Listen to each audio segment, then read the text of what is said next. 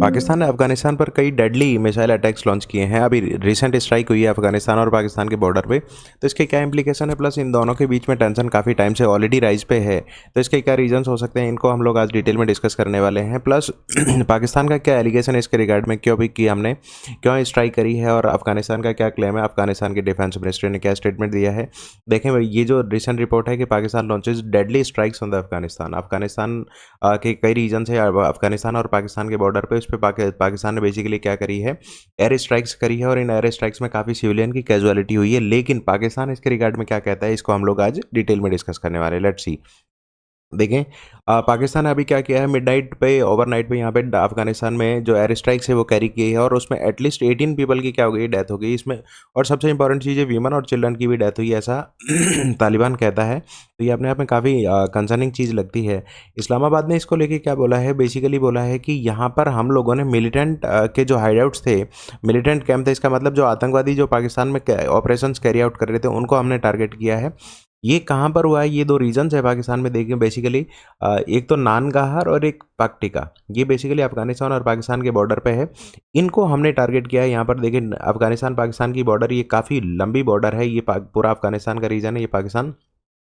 तो एक तो ये बेसिकली बलूचिस्तान, और एक ये पेशावर। यहाँ पर ये दो रीजन्स है ना, इन पे यहाँ पर अटैक किया है। पहला रीजन है नानग्राहर, और दूसरा पक्टिका।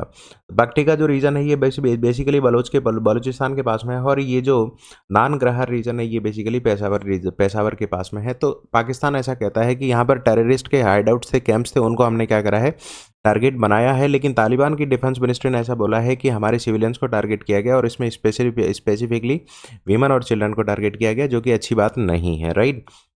तो ये जो दो रीजन्स थे, इन्हीं दो रीजन में मेनली अटैक किया गया। देखिए, इन दोनों के बीच में टेंशन काफ़ी टाइम से राइज थी। टेंशन राइज होने का सबसे इंपॉर्टेंट रीज़न क्या था, सबसे इंपॉर्टेंट रीज़न ये था कि थोड़े टाइम पहले आप लोग देखेंगे कि यहाँ पर पाकिस्तान की जो शिया मॉस्क थी, उसमें यहाँ पर इनका एलिगेशन ऐसा था कि तालिबान का कोई ग्रुप है, अफगानिस्तान का कोई ग्रुप है। इस्लामाबाद में लास्ट ईयर यहाँ पर शिया मॉस्क थी इस्लामाबाद में, उस पर अटैक किया था, और यहाँ पर 70-80 लोगों की डेथ हो गई थी। और कौन से रीजन में, खैबर पख्तूनख्वा रीजन में, एक पाकिस्तान का इंपॉर्टेंट रीजन है। तो इसी एलिगेशन के बाद में, इसी के रेस्पॉन्स में पाकिस्तान ने बेसिकली क्या की है, एयर स्ट्राइक की है अफगानिस्तान में। तो ये काफ़ी एक तरीके से टेंशन राइज करने वाली बात है। पाकिस्तान ने अपने ऑफिशियल स्टेटमेंट में इसको लेके क्या बोला है, पाकिस्तान की ministry of information and broadcast ने बोला है कि हम लोगों ने, सबसे इंपॉर्टेंट चीज़ है कि भी इंटेलिजेंस बेसिस, हमारे पास इंटेलिजेंस थी कि यहाँ पर टेररिस्ट का हाइड आउट है, जो मिलिटेंट है यहाँ पर, वो बेसिकली क्या कर रहे हैं, बेस्ड हैं। तो हमने सेलेक्टिव टारगेटिंग करी है, और 7 टेररिस्ट कैंप और हाइड आउट को क्या करा है, अटैक किया है, या फिर हम लोगों ने उसको टारगेट किया। इसका मतलब वो ऐसा कह रहे हैं कि हमारा जो टारगेट था वो कोई सिविलियन पे नहीं था, हमारा जो टारगेट था बेसिकली ये किससे रिलेटेड था, टेररिस्ट हाइड आउट और मिलिटेंट से रिलेटेड था। और ये बेसिकली ये स्टेटमेंट एक्स पे दिया गया। और सबसे इंपॉर्टेंट चीज़ है, इसने बोला कि हम लोगों ने 2 टेररिस्ट ऑर्गेनाइजेशन को बेसिकली अटैक किया। एक तो सबसे इंपॉर्टेंट जो पाकिस्तान में ऑपरेशन कैरी करता है, रिपीटेड अटैक्स करता है, उसका नाम है तहरीक तालिबान पाकिस्तान। और इसको बेसिकली वहाँ की जो पाकिस्तान की गवर्नमेंट है, इसको क्या बोलती है, फितना अल ख्वारजी, इसका रीजनल नाम ऐसा बोलती है। तो इसके जो हाइडआउट्स हैं उस पर पहला अटैक किया। और दूसरा, यहाँ पर इस्लामिक स्टेट का देखें, Islamic state of Iraq and Syria, वो वहाँ पर मिडल ईस्ट में एक्टिव है, लेकिन उसकी एक जो ब्रांच अफगानिस्तान में एक्टिव है, उसको बोलते हैं आइसिस खोरासान। इसका खोरासान बेसिकली अफगानिस्तान में एक प्रोविंस है, इसका इसी के नाम पे इसका बेसिकली क्या है, नाम बड़ा है खोरासान आइसिस, उसी को हमने टारगेट किया है। और ये सबसे इंपॉर्टेंट चीज़ है कि इसको क्या बोला है कि रिट्रीब्यूटिव रेस्पॉन्स है। इसका मतलब जो रिसेंट पाकिस्तान में बॉम्बिंग हुई थी, उसी का हमने रेस्पॉन्स किया है। ये कोई बेसिकली हमारी साइड से प्रोवोकेशन नहीं था। First attack was basically carried out from the side of Afghanistan, और उसी का हमने we just responded to that attack. तो हमारी साइड से अटैक नहीं था, प्रोवोकेशन नहीं था, फर्स्ट उन्होंने अटैक किया, हमने इसको रेस्पॉन्ड किया, राइट। गवर्नमेंट ने अलग किया है कि बेसिकली क्या है, ये टेरर बेसिकली कहाँ है, शेल्टर्ड काबुल इनको बेसिकली क्या कर रहा है, शरण दे रहा है, और इनको बेसिकली क्या कर रहा है, सपोर्ट कर रहा है। ये सबसे इंपॉर्टेंट चीज़ है। इसी के रीजन से ये पाकिस्तान का वर्जन है, पाकिस्तान ऐसा कहता है। अफगानिस्तान का क्या कहना, अफगानिस्तान ने इसको कंडेम किया है, और उसने बोला है कि ये जो अफगानिस्तान की टेरिटोरियल इंटीग्रिटी, इसका मतलब ये अफगानिस्तान है, यहाँ पर इस रीजन में कोई भी अटैक करता है तो this is basically territorial invasion, इसको इन्वेजन कंसिडर किया जाएगा और ये इंटीग्रिटी के टोटली अगेंस्ट है और ये इंटरनेशनल लॉ को भी ब्रीच करता है। क्यों? क्यों इंटरनेशनल लॉ क्या बोलता है उसके अगेंस्ट कि किसी भी टेरिटरी में जाके कोई वहाँ पे जाके एक तरीके से सिविलियंस को किल करना, वीमेन और चिल्ड्रन को किल करना, ये बेसिकली इंटरनेशनल लॉ के भी अगेंस्ट है। और उन्होंने ऐसा ये भी बोला कि भाई जब टाइम आएगा तब हम लोग भी अप्रोप्रिएट मेजर लेने वाले हैं। इसका मतलब ये जो एक तरीके से एग्रेशन है ये स्टॉप नहीं होने वाला, ये हो सकता है फ्यूचर में भी आगे चल के ये और कंटिन्यू रहे, राइट। और ये जो अटैक है ये बेसिकली किसको अटैक कर रहे हैं? सिविलियंस और रिलीजियस इंस्टीट्यूशन। किसका मतलब इनका ऐसा कहना है कि यहाँ पे जो बेसिकली एक रिलीजियस कैंप था उसको बेसिकली क्या किया गया, टारगेट किया गया। इसका मतलब ये इसको रिलीजन से भी अटैच कर रहे हैं अब तालिबान पाकिस्तान की साइड से, अफगानिस्तान की साइड से रादर। तो उन्होंने पाकिस्तान आर्मी को क्लियरली क्रिटिसाइज करा और उन्होंने बोला कि ये उनकी इंटेलिजेंस और सिक्योरिटी का फेलियर है, नथिंग एल्स। और हम लोग जब भी टाइम आएगा इसको हम लोग क्या करने वाले, रिटेलिएट करने वाले हैं। अब पाकिस्तान ने क्यों अटैक लॉन्च करा इसको हमने डिटेल में डिस्कस भी किया था। अब इस इन दोनों के इमीडिएट रिएक्शंस क्या थे? इमीडिएट रिएक्शन, तालिबान जो रूलिंग गवर्नमेंट है अफगानिस्तान में उन्होंने तो इसको कंडेम भी किया और बोला कि टेरिटोरियल इंटीग्रिटी का ये क्लियर वायलेशन है। देखें, अगर कोई भी कंट्री दूसरे कंट्री में जाके विदाउट रीजन या फिर बिना किसी कंप्लीट सोर्स ऑफ इंटेलिजेंस और मतलब स्ट्रॉन्ग एविडेंस को छोड़ के अगर वहाँ पे अटैक कर रहा है तो वो उस कंट्री की टेरिटोरियल इंटीग्रिटी का क्या है, वायलेशन है और ये इंटरनेशनल लॉ का भी वायलेशन है। और एक तरीके से ये बोला कि पाकिस्तान का जो जस्टिफिकेशन है वो ठीक नहीं है, इंटरनेशनल लॉ का क्लियर वायलेशन है, राइट। और काबुल ने ऐसा बोला कि भाई ऐसा टाइम आएगा तो हम लोग क्या करने वाले हैं, अप्रोप्रिएट और मेजर्ड रेस्पॉन्स हम लोग भी लेने वाले हैं। We are free to take that kind of action against the Pakistan, right. तो पाकिस्तान का इमीडिएट रिएक्शन क्या था? पाकिस्तान ने ये एक तरीके से बोला कि क्रॉस बॉर्डर जो अटैक है और इसको क्रॉस बॉर्डर अटैक को क्या करना चाहिए बेसिकली ठीक नहीं है। Cross border attack Pakistan Afghanistan की साइड से जब अटैक हुआ तो हम लोगों ने भी इसको बैर किया था। सो ये unprovoked act of aggression Afghanistan की साइड से था। It was just retaliation, it was just retributive kind of measure और हमारी साइड से नहीं था। और उन्होंने ये भी बोला कि हम लोगों ने प्रॉम्प्टली इसको रेस्पॉन्ड किया और हमने एक तरीके से टेरिटरी को डिफाइन किया, नथिंग एल्स, राइट। और इस्लामाबाद ने ये भी वार्न किया कि अगर फर्दर नेसेसरी मेजर ज़रूरत पड़ेगी, मतलब और भी किसी मेजर की ज़रूरत पड़ेगी हम लोगों को हमारी सॉवरेनिटी और सिक्योरिटी मेंटेन करने के लिए, तो वो भी एक्शन लेंगे। इसका मतलब ये है कि फर्दर भी ये डिनाई नहीं कर रहे हैं कि आगे भी हम लोग अटैक स्टॉप करने वाले हैं या फिर यहाँ पर टेरिटोरियल इन्वेजन को स्टॉप करेंगे, इसको भी ये लोग डिनाई नहीं कर रहे। तो ये अपने आप में काफ़ी इंपॉर्टेंट चीज़ है, राइट।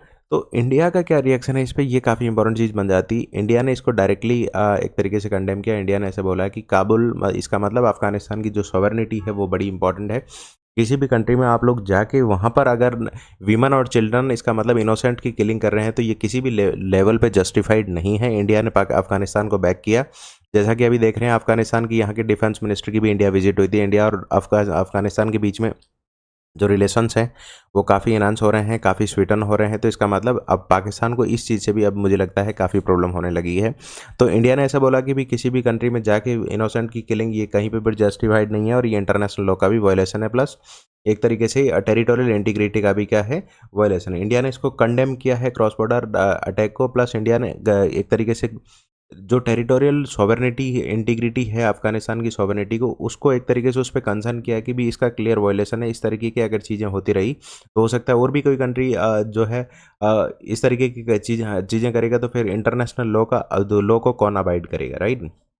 न्यू दिल्ली ने इसको लेके बोला कि भी डी एस्केलेशन इस रीजन में होना चाहिए। इस रीजनल स्टेबिलिटी के लिए इमीडिएट रेस्पॉन्स की ज़रूरत है। इस रिलेशन, इस एक तरीके से रीजन में इमीडिएट स्टेबिलिटी आए ऐसे मेजर्स लिए जाने की ज़रूरत है। प्लस एक तरीके से इंडिया ने ये भी बोला कि कंसिस्टेंटली जो भी टेररिज्म है उसको हम लोग क्या करते हैं, उसके सारे फॉर्म को, उसके मैनिफेस्टेशंस को हम लोग क्या करते हैं, ओपोज करते हैं। और किसी भी फॉर्म का टेररिज्म किसी भी लेवल पर एक्सेप्टेड नहीं है।